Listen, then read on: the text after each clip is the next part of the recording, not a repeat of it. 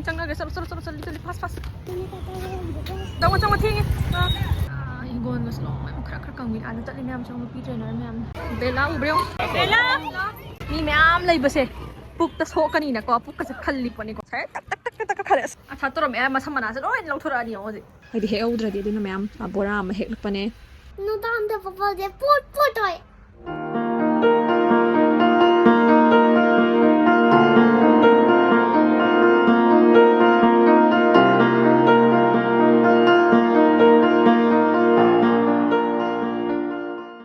Sabay chil na mayam ikok no krum jari ngasi de bela ge exam ho bunu mit ne jadi mayam bela ulak ke ko dela ire ma magi chai ma magi win cha ge mam jem do yare theng hojik ma hau thi sing theng ya hau ga le du phone ning lai haba ani revision do hai ga kap khra ba du ma ngan na so lak te na charger so no pi jare hore exam ko tor mo ko sting mo tao muốn cái đó à xí giờ tao thấu một cái rồi mẹ xí pizza gì cái rồi cái mà thấu bắt đầu một cái rồi anh thìn đôi ra mà bún thìn đôi ra khăng đi vào cái rồi mẹ mình nè xí anh thìn lỏi rồi anh thìn lỏi mẹ mình nè xí pizza gì cái mà thèn như vào cái sẽ lấy đấy bé là chắc khi đó đấy tâm tiền ngon mà chứ thèn mi rồi anh chẳng nó cái solo pas sol sentoro muko all the best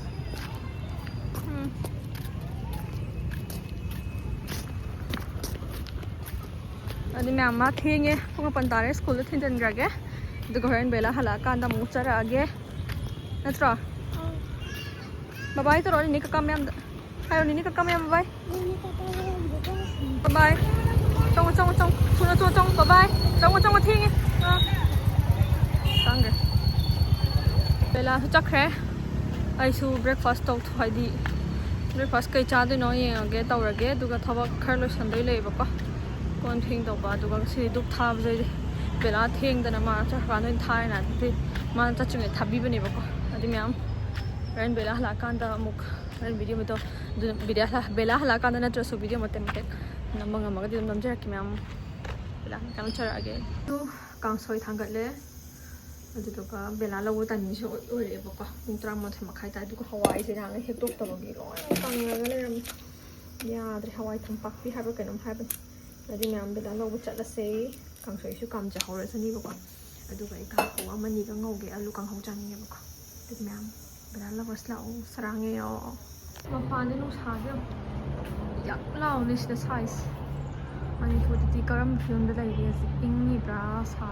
ba di hora Manipur da study lord ingon mas long mai khrak kang min ana chatli myam chong pi trainer myam hadi training to wala ko ba ti to palang pa hai ka yong hai dai du thana re mi ya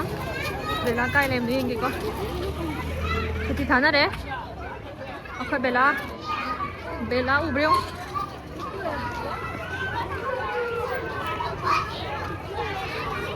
bela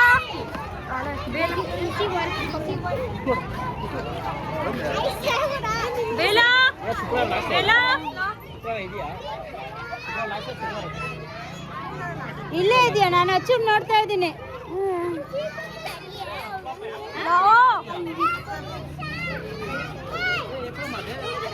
kamain to rongge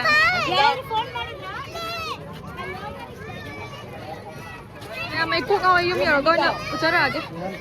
kamain to rongge exam अच्छा bela na ko mi myam lei base puk ta so kani na ko puk ka khalli poni ko singan je chalo du jaldi ting se cha se oi mamai puk ta thingi na tai rang da ha ai pai cái nó cha sẽ không pai ni bela si pai mà máy phục thiền đi tay ra bên anh đó ha cái máy nó khăn vào bela na cái máy tôi vậy cái máy protect tôi vậy cái máy tôi này còn đã hay rồi cái máy khăn li nó năng khun mà cha tôi cái máy khăn li nó tay rồi thôi anh hai rồi tàu rồi có thế tắc khăn lại sang cái tàu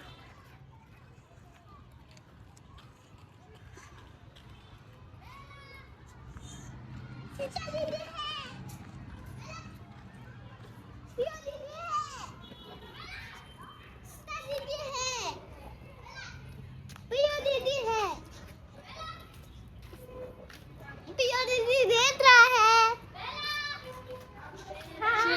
lah.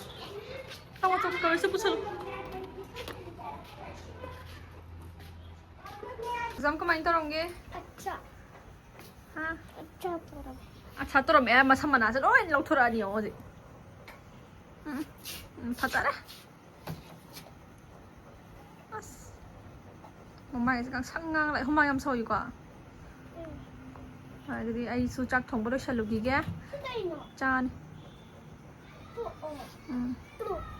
Nat pi cha har. Ingam ni san biru ra.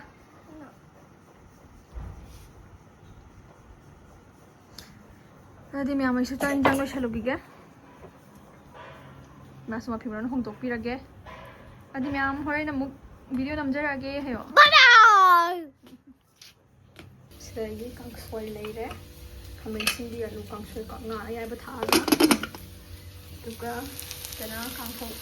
Soybean तंग खाप के town में मोरे बुरी था साहले सिलाई खंगदो सिमथत ले में थम यापी अमा हापे खमेन गोंदा अहुम पाला में दो हापे आलूगा दिम्याम हरे नमुक उत्तर आगे वीडियो में खत्म है दी चाचा थोकी है अदुगा हरे नमुक वीडियो खत्म जरगे अदुगा सिसना मैम योंगचक मैम सी येंगो बेला पान हेरकपनी अदो सिसे हौजिकती मरु से कुपत्रे मरु तोंग बहौरे उसतगी मुंग लोरा कांदना अमुक उचेक के काना चाथोकदोइने चाथोकदोइनेबको हाइदि हेऔद्रदि अदुना मैम बोरा अमा हेक्लकपने सिसे मरु से पूरा खवाई मुबी टाइप तौदोइनेबको लोरा कांदना अदो हौजिक चावराबने सिसे सिदा चावबुदि लोइरे अदुगा मरु तोंगबुदि खरा वाटली लिरकपदो लोरकपदो येंगो मैम खुयामजे अमता सिना चारकपदि मनम फजदोइने मैंने साइ वीडियो बेलास को हलक्पगी ना मगा इसा नुवाइतेबो कोइसो हाइदि डाइजेशन ngam खंदे ओ जो सोखरे दुगा इसा कोक जे लोक थुमम डाइरे खंदे जे याम सारेबको वेदर चेंज तौरे दुगी इसा दो नुवाइते दुगी बेला चा इलमबने यु चा आई नेन थिराप चानिंद्रेबको बेला चागे बा बिजरे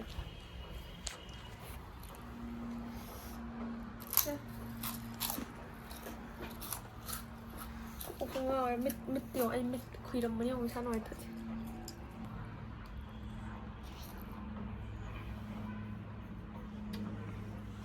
내가 또 어떻게 가서 좀 짜리면 파워 그래도 좀 짜면 까니 lại tàu bố rồi đấy mà ở đây mà tụi ngặt tăng gì vậy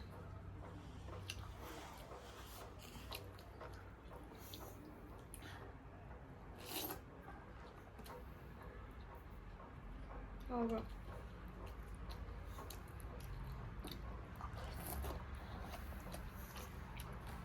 tao chỉ thấy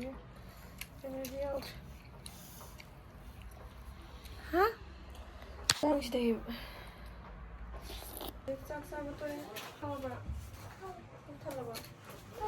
sorry mà आप सरवती बारी है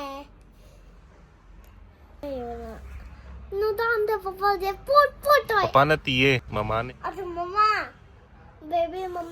बेबी जे रुचि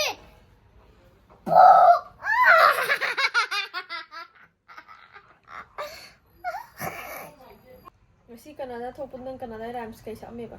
उठानी पापा मंडरी दीपा अदो mana kai ani na tra mana kai no hit mana kai no तो body है amma kai no ro ani na tra hai do उठानी पापा मंडरी दीपा सुना अजी अजी नम्मा जी उत्तराना अदुगा मैम सिसना nga achar ne bako nga je akoina ma'am logi bado adugagi chamcha piece piece tawthoga thamaga achar semnaba achar semjaba ne bako ꯑꯗꯨꯒ ꯁꯣꯝ ꯅꯥꯀꯟꯗꯅ ꯀꯩꯅꯣ ꯍꯦꯛꯂꯛꯈꯤꯕ ꯀꯩꯅꯣꯗꯣ ꯌꯣꯡꯆꯥꯛꯇꯣ ꯀꯩꯅꯣꯗꯣ ꯍꯥꯏꯁꯤꯅꯦ ꯌꯣꯡꯆꯥꯛꯇꯣ ꯑꯗꯨꯗꯨꯅꯤ ꯃꯌꯥꯝ ꯁꯤꯁꯦ ꯈꯔ ꯈꯦꯠꯇꯣꯛꯑꯒ ꯃꯀꯛ ꯃꯀꯛ ꯀꯛꯑꯒ ꯃꯥꯅ ꯑꯆꯥꯔ ꯁꯦꯝꯕꯅꯦ ꯑꯆꯥꯔ ꯁꯦꯝꯕꯁꯤꯅ ꯍꯥꯏꯗꯤ ꯀꯨꯏꯅ ꯆꯠꯂꯤꯗꯅꯀꯣ ꯑꯗꯨꯗꯨꯅ ꯃꯃꯥꯡ ꯆꯍꯤꯒꯤ ꯑꯆꯥꯔ ꯆꯥꯕ ꯂꯣꯏꯈ꯭ꯔꯦꯕꯀꯣ ꯑꯗ ꯍꯟꯗꯛ ꯑꯃꯨꯛ ꯁꯦꯝꯕꯅꯦ ꯁꯤꯁꯨ ꯍꯥꯎꯔꯅꯤ ꯐꯖꯅ ꯑꯆꯥꯔꯁꯤꯁꯨ ꯌꯣꯡꯆꯥꯛ ꯑꯆꯥꯔꯁꯤꯁꯨ ꯂꯥꯁꯇ ꯁꯣꯔꯃꯥ ꯆꯥꯔꯤ ꯁꯣꯔꯃꯥ ꯂꯩꯔꯛꯄꯒꯤ ꯃꯥꯟ ꯆꯈꯥꯏ ꯃꯌꯥꯝ ꯑꯃ ꯐꯤꯔꯣꯟ ꯅꯨꯡ ꯀꯩꯀꯥ ꯑꯗꯩ ꯁꯤ ꯃꯥꯏ ꯀꯂꯔ ꯂꯣꯏꯁꯜꯂꯝꯕꯩ ꯍꯥꯎꯕ꯭ꯔꯥ ꯆꯤꯌꯣ ꯕꯥꯏꯠ ꯑꯃ ꯕꯤꯌꯨ ꯂꯣꯏꯁꯜꯂꯁꯤ Bye bye. ꯆꯤꯌꯣ ꯑꯃ ꯆꯤꯌꯣ ꯐꯖꯅ ꯍꯥꯎꯅ ꯆꯤꯌꯣ ꯑꯗꯨꯗꯤ ꯃꯌꯥꯝ ꯕꯦꯂꯥꯁꯨ ꯆꯥꯖꯔꯁꯅꯣꯕꯀꯣ ꯃꯥ ꯉꯁꯤꯒꯤ ꯀꯅꯥꯗꯥꯁꯨ ꯐꯖꯅ ꯇꯧꯔꯝꯃꯦ ꯍꯥꯏ ꯀꯅꯥꯗꯥ ꯏꯁꯩ ꯁꯛꯇꯣꯛꯈ꯭ꯔꯗꯤ ꯀꯩ ꯍꯥꯏꯅꯣ ꯈꯪꯗꯦ ꯀꯅꯥꯗꯥꯗ ꯑꯩ ꯇꯥꯛꯄ ꯍꯩꯇꯦꯕꯀꯣ ꯃꯥꯏ ꯊꯣꯛꯄꯅꯤ ꯃꯥꯅ ꯏꯖꯔꯤꯗꯣ ꯑꯗꯣ ꯑꯦꯛꯖꯥꯝ ꯍꯥꯏꯗꯣꯛꯑꯀꯥꯟꯗ ꯌꯦꯡꯉꯁꯤ ꯀꯃꯥꯏꯅ ꯇꯧꯗꯣꯏꯅꯣꯗꯣ ꯑꯗꯨꯒ ꯍꯌꯦꯡꯗꯤ ꯍꯤꯟꯗꯤꯅꯤ ꯍꯤꯟꯗꯤꯒꯤꯁꯨ ꯍꯩꯔꯦ ꯑꯗꯨꯗꯤ ꯃꯌꯥꯝ ꯉꯁꯤꯒꯤꯗꯤ ꯚꯤꯗꯤꯑꯣꯁꯦ ꯃꯇꯥꯡꯗ ꯂꯣꯏꯁꯤꯟꯖꯔꯒꯦ ꯅꯦꯅꯦ ꯀꯀꯥ ꯃꯌꯥꯝ ꯕꯥꯏ ꯇꯧꯔꯣ Bye bye. ꯃꯌꯥꯝ ꯆꯤꯡꯅ ꯄꯨꯂꯞ ꯀꯣꯛꯇꯣꯅ ꯈꯨꯔꯨꯝꯖꯔꯤ